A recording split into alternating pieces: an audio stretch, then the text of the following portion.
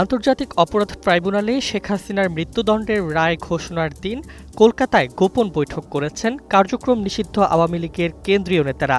এমনই চাঞ্চল্যকর তথ্য তুলে ধরেছে দ্য টাইমস অব ইন্ডিয়া। পত্রিকাটি জানিয়েছে, বৈঠক শেষে বাংলাদেশে বিক্ষোভ কর্মসূচির সিদ্ধান্ত ঘোষিত হয়েছে। কোথায় বৈঠক হয়েছে তা প্রকাশ না করলেও প্রতিবেদনে বলা হয়, মিটিংয়ে উপস্থিত এক সিনিয়র নেতা রায়কে পূর্ব নির্ধারিত প্রতিশোধমূলক উদ্যোগ বলে আখ্যা দেন। তার অভিযোগ, ৫ আগস্টের পর থেকেই এই সাজা ঠিক করে রাখা হয়েছিল এবং সরকার বিচার ব্যবস্থাকে রাজনৈতিক অস্ত্র হিসেবে ব্যবহার করছে।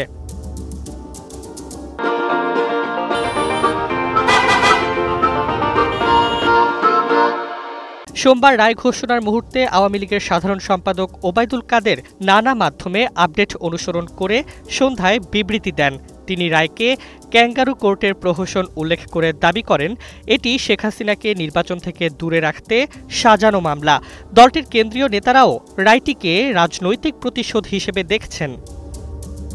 জাতিসংঘ এ রায়কে গত বছরের সহিংস দমন পীড়নের ভুক্তভোগীদের জন্য একটি গুরুত্বপূর্ণ মুহূর্ত বললেও একই সঙ্গে মৃত্যুদণ্ডের বিরোধিতা পুনর্ব্যক্ত করেছে। অ্যামনেস্টি ইন্টারন্যাশনালও বিচার প্রক্রিয়াকে অন্যায্য, তড়িঘড়ি এবং আন্তর্জাতিক মানবাধিকার মানদণ্ড বহির্ভূত বলে মন্তব্য করেছে।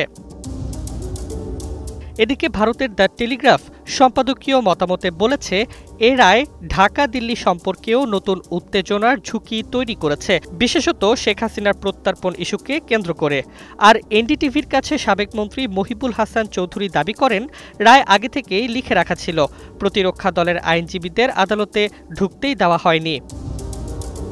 সমগ্র ঘটনাই এখন আঞ্চলিক রাজনীতি, মানবাধিকার বিতর্ক ও কূটনৈতিক টানাপোড়েনের কেন্দ্রবিন্দুতে।